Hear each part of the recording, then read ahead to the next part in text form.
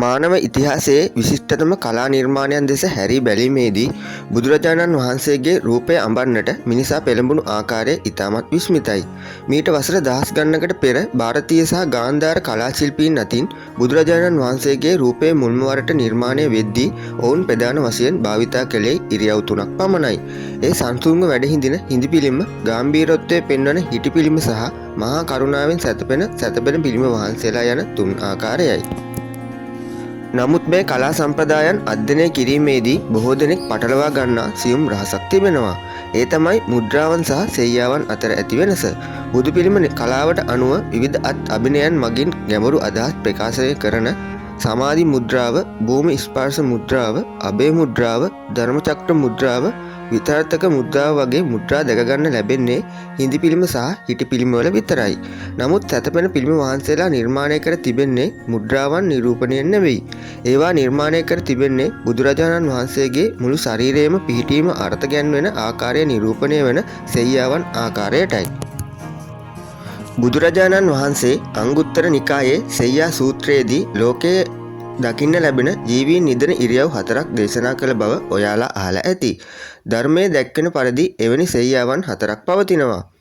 වම් මැලයෙන් නිදාගන්නා කාමභෝගී සෙයියාව, උඩුබැලි අතර නිදාගන්නා പ്രേත සෙයියාව, සිංහයෙකු මෙන් දකුණු ඇලයෙන් නිදාගන්නා සිංහ සෙයියාව සහ බුදුරජාණන් වහන්සේට හැර වෙනත් කිසිවෙකුට සැතපිය නොහැකි තථාගත සෙයියාව එම සෙයියාවන් 4 වෙනවා. මින් බෞද්ධ ශිල්පීන් බුද්ධ ප්‍රතිමා නෙළීමේදී අනුගමනය කරන්නේ මහා පරිනිර්වාණය හෝ සැතපීම නිරූපණය කරන සිංහ සෙයියාව පමණයි. ලංකාවේ විතරක් නෙවෙයි, ලෝකයේ සෑම බෞද්ධ රටකම සැතපෙන බුද්ධ ප්‍රතිමා නිර්මාණය කරලා තියෙන්නේ සිංහ සෙයියාවෙන් විතරයි. තවත් සරලව පැහැදිලි කරනවා නම් ඔයා විහාරස්ථානවලදී නිතරම දකින සැතපෙන බුද්ධ ප්‍රතිමා නිර්මාණය කරලා තියෙන්නේ ලෝකයේ සෑම තැනකම සිංහ සෙයියාවෙන්ම විතරයි. නමුත් මේ සියලුම සම්ප්‍රදායන් සහ නීති රීති අභිබවා යමින් බුදුරජාණන් වහන්සේගේ මුළු ශරීරයම සහ ශ්‍රීපතුල් පවා උඩුබැලි අතට പ്രേත සෙයියාවට සමාන ආකාරයට අඹා ඇති අතිශය සුවිශේෂී බුදු පිළිම වහන්සේ නමක් මේ ලක්දිරණේ හමු වෙනවා. ලෝකයේ වෙනත් කිසිම රටක දකින්න නොලැබෙන කලා ශිල්පීන් පවා මවිත කළ මේ අපූර්ව ප්‍රතිමා වහන්සේ නිර්මාණය කර තිබෙන්නේ මත සෙයියාව කියන සුවිශේෂී ඉරියව්වෙනුයි. සරලවම කිව්වොත් මල කෙදරකදී මියගිය කෙනෙකුගේ දේහය උඩුබැලි අතට තබා ඇති ආකාරයට මෙම ප්‍රතිමාව නිර්මාණය කර තිබෙනවා. බුදුරජාණන් වහන්සේගේ පරිනිර්වාණයෙන් පසුව ආදාහන පූජෝත්සවයට පෙර ශ්‍රී දේහය තැන්පත් කර තිබූ ඒ අතිශය සංවේදී සහ ශෝකී අවස්ථාව සිහිපත් කරමින් තමයි ලෝකයේ ප්‍රථම සහ ලංකාවේ එකම මෙවැනි ආකාරයේ ප්‍රතිමා වහන්සේ නමක් නිර්මාණය කර තිබෙන්නේ. මේ අද්විතීය නිර්මාණය නිසාම මෙම බුද්ධ ප්‍රතිමා වහන්සේ වන්දනාමාන කරන්නට සාමාන්‍ය ජනතාවට හැමදාම අවස්ථාව හිමි වෙන්නේ නැහැ. මුළු අවුරුද්දටම දවස් 7ක් වැනි කෙටි කාලයක් විතරයි සාමාන්‍ය ජනතාවට මේ පිළිම වහන්සේ වැඳ පුදා ගන්න අවස්ථාව හිමි වෙන්නේ. පැහැදිලිව කියනවා නම් හැම වසරකම වෙසක් පොහොය දිනට පසු දින සිට දවස් 7ක් යනතුරු මේ පිළිම වහන්සේ වැඳ පුදා ගන්න අවස්ථාව හිමි වෙනවා. ඉතිරි කාලය පුරාවටම මෙම බුදු පිළිම වහන්සේ තැන්පත් කර ඇති කුටිය අගුළු දමා තමයි තියෙන්නේ.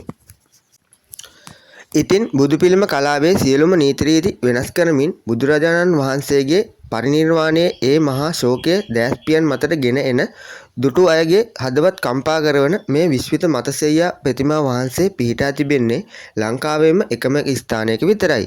සබරගමු පළාතේ බලංගොඩ නගරයට කිලෝමීටර් 8ක් පමණ දුරින් පිහිටි වැලිකපොළ කීරපද්දෙණිය ශ්‍රී විජයාරාම විහාරස්ථානයේදී ඔයාලට මේ ප්‍රතිමා වහන්සේ වැඳ පුදා ගන්න අවස්ථාව හිමි වෙනවා.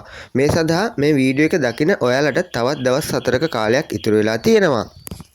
වසර දහස් ගණනකට පෙර කනිෂ්ක රජ දවසේ ඉඳන් පැවතගෙන එන බුදු පිළිම නෙළීමේ සාම්ප්‍රදායික කලාව අභිබවා යමින් නිර්මාණය කරපු මේ සුවිශේෂී බුදු පිළිම වහන්සේ ජීවිතේ එකවරක් හෝ ඔයා දැකගත යුතුම ස්ථානයක් විදියට හඳුන්වන්න පුළුවන්. ඔයා මීට කලින් මේ බුදු පිළිම වහන්සේ වැඳ පුදාගෙන තියෙනවා නම් ඔයාට දැනුණු ඒ අපූර්ව හැඟීම පහලින් කමෙන්ට් කරගෙන යන්න. මේ වගේ වටින වීඩියෝ බලන්න රහස් මාවත YouTube නාලිකාව subscribe කරලා අපිත් එක්ක එකතු වෙන්න කියන ගමන් අදට මේ වීඩියෝ එකෙන් සමුගන්නවා. ඔයාලා හැමෝටම තෙරුවන් සරණයි.